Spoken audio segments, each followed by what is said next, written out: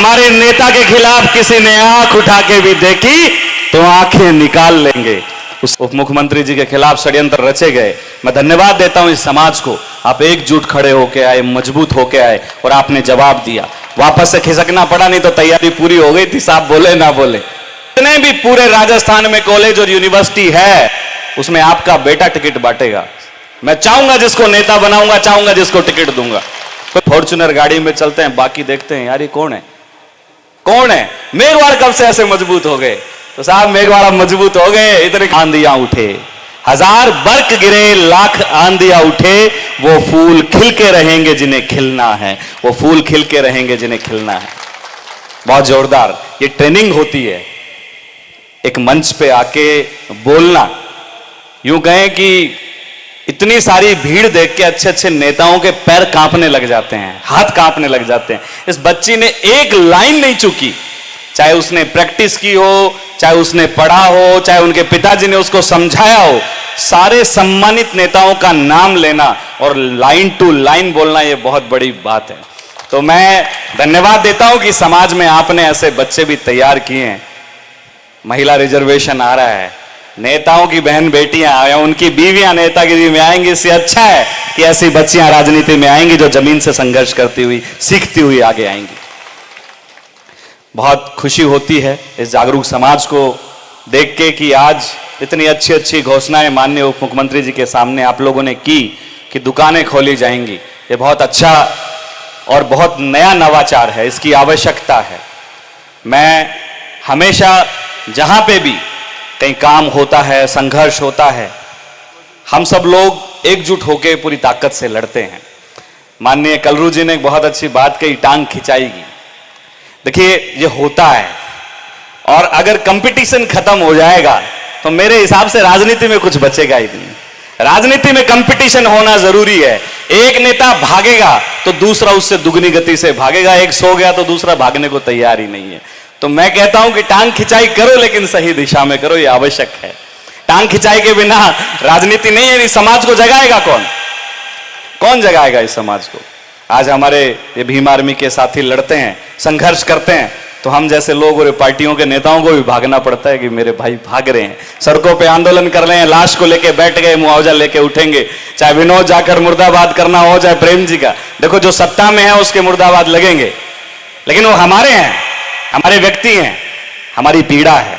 माननीय प्रेम जी का हम बहुत सारे आंदोलनों में खड़े हो जाते हैं उनके खिलाफ, लेकिन मन से गलत नहीं है। जब इनके खिलाफ षड्यंत्र रचा गया तो विनोद जाखड़ सबसे पहले बोला कि अगर हमारे नेता के खिलाफ किसी ने आंख उठा के भी देखी तो आंखें निकाल लेंगे। उस षड्यंत्र से बाहर आए। बात अगर हमारे असूलों की होगी तो हम मजबूती से टकराएंगे। अगर हमारे नेताओं की छवि को धूमिल करने का काम किया जाएगा, हम आंखों में आंखें डाल के उनके खिलाफत में खड़े होंगे। सत्ता के अंदर सवाल पूछना जायज है, अपनी बात को मनवाना बिल्कुल जायज है, तरीके अलग अलग हो सकते हैं, लेकिन आप हमारे नेताओं की छवि को धूमिल करोगे तो बर्दाश्त नहीं करेंगे। उप मुख्यमंत्री जी के खिलाफ षड्यंत्र रचे गए। मैं धन्यवाद देता हूं इस समाज को, आप एकजुट खड़े होके आए, मजबूत होके आए और आपने जवाब दिया। वापस से खिसकना पड़ा, नहीं तो तैयारी पूरी हो गई थी, साहब बोले ना बोले। लेकिन ये आपकी ताकत है साथियों, ये समझने और विचार करने का विषय है कि कोई भी बड़े मंत्रालय अगर आपको मिलते हैं तो सरकारों का एक्सपेरिमेंट होता है, आपको फेल करने का प्रयास किया जाता है। किसी राज्य का आपको मुख्यमंत्री बनाया जाएगा और आपको कमजोर साबित करके साइड में बैठा दिया जाएगा और यह कहा जाएगा कि दलित समुदाय के अंदर नेतृत्व की क्षमता नहीं है। लेकिन ऐसा नहीं है।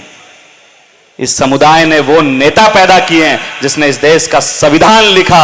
ऐसे नेता पैदा किए हैं जो यूपीएससी की तैयारी करने वाली एक बच्ची को, एक बेटी को 4 बार का यूपी का मुख्यमंत्री मायावती जी को बनाया। और उसकी नेतृत्व की क्षमता देखिए आप। पूरा देश लोहा मानता है कि नहीं मानता है, राजनीतिक विचारधारा अलग विषय है। तो हमारे नेताओं में ना विचारधारा की कमी है, ना नेतृत्व की क्षमता की कमी है, बस कमी है तो हम सबको एकजुट होने की है। कलरू जी की बात से सहमत हूं, टांग खिंचाई चलती है। थोड़ा आपको समझना पड़ेगा, विचार करना पड़ेगा। जो ताकत कलम में है आज उप मुख्यमंत्री जी जो इस समाज का भला कर सकते हैं सत्ता में रहते हुए, आप 2 लाख लोगों की भीड़ भी कर लोगे ना आंदोलन में तो भी नहीं कर पाओगे। सरकार माने तो माने, नहीं माने तो नहीं माने।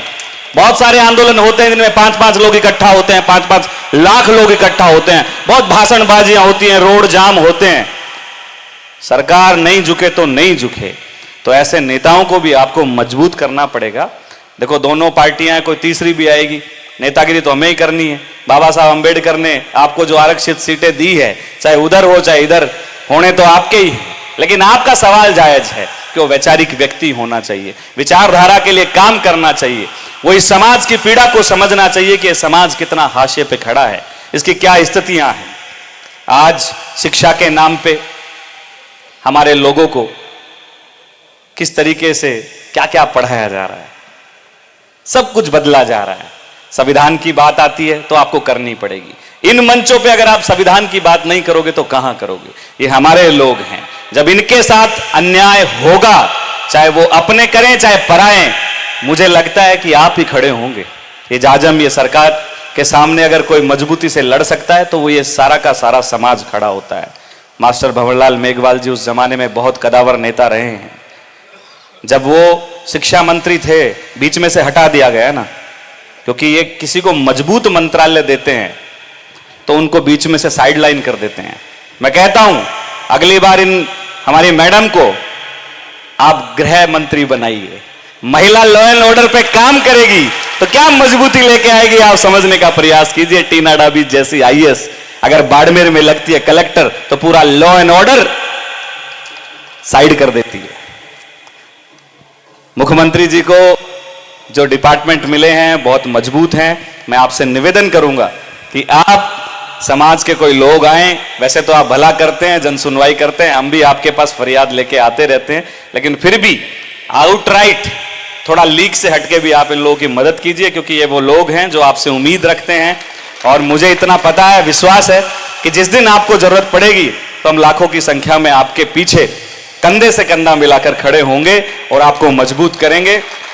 जहां भी कोई छोटे मोटे रोजगार की बात आए, कोई छोटे मोटे टेंडर टुंडर आए, साहब हमारे गरीब लोग हैं, कोई पंचायत समिति का पैसा अटका हो, कोई और कोई छोटे मोटे काम हो, तो आपसे निवेदन है कि आप इनको खुले हाथ से दीजिए।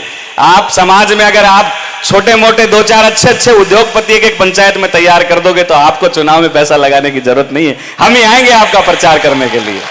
बात से सहमत हो? क्योंकि इस समाज को अगर किसी चीज की आवश्यकता है तो सबसे ज्यादा है शिक्षा के साथ साथ अर्थ की।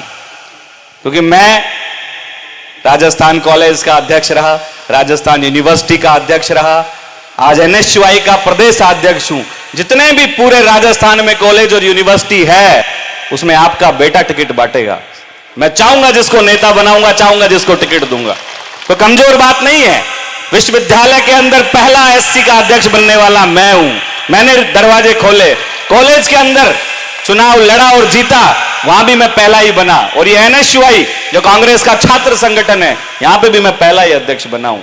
ऐसा नहीं है समाज में कमी है टैलेंट की या लोगों की, बस थोड़ा जिगर चाहिए। क्योंकि मेरे हिसाब से जिस तार में करंट नहीं होता है उस तार पे लोग क्या करते हैं, कपड़े सुखा देते हैं। तो करंट की जरूरत है, आपको छाती ठोक के मजबूती से आना पड़ेगा।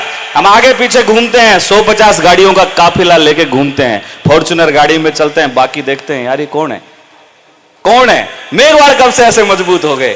तो साहब मेघवाड़ अब मजबूत हो गए, इतने कमजोर नहीं है। सब अच्छे कपड़े पहनेंगे, बढ़िया रेबिन का चश्मा लगाएंगे, बढ़िया सूट बूट पहन के रहेंगे। बाबा साहब अंबेडकर को आपने देखा कभी कुर्ता पजामा पहने हुए? अच्छी पोशाक है, लेकिन मैं पूछता हूं, अंबेडकर साहब हमेशा सूट बूट में रहते थे, हो चाहे सर्दी हो चाहे गर्मी हो। वो सूट बूट में इसलिए रहते थे, वो इस समाज को सिखाना चाहते थे, समझाना चाहते थे कि आपको अपने आप के अंदर क्या क्या बदलाव लाने हैं।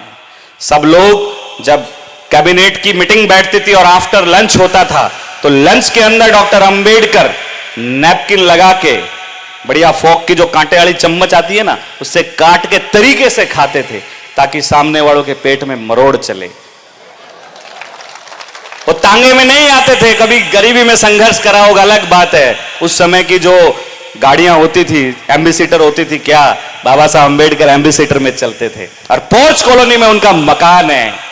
ऐसी व्यवस्थाएं जो है डॉक्टर अंबेडकर ने आप सबको सिखाने की जो है की है। हम सब उन्हीं की राह पे हैं, वो हमारे आदरणीय हैं। उनके विचारों को हम लोग जिंदा रखेंगे और मैं आपको विश्वास दिलाता हूं, जिस दिन मुझे अगर विधानसभा में जाने का मौका मिला या लोकसभा में जाने का मौका मिला, मैं बहुत करीब हूं, पूरी लड़ाई लड़ ली मजबूती से, बहुत करीब हूं, जाएंगे।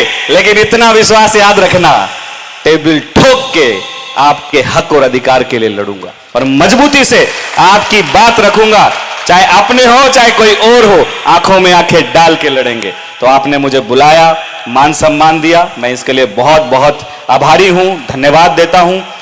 माननीय कलरू जी, इस समाज को अगर सबसे ज्यादा किसी की आवश्यकता है तो शिक्षा ही है, क्योंकि हम और आप अंतिम पीढ़ी के व्यक्ति हैं जो कुर्ते पजामे की राजनीति करेंगे। आने वाली जनरेशन चश्मा लगाएगी, बाबा साहब अंबेडकर की तरह सूट बूट पहनेगी और हाथ में टैबलेट लेके विधानसभा और लोकसभा में जाएगी, क्योंकि जनरेशन बदलने वाली है।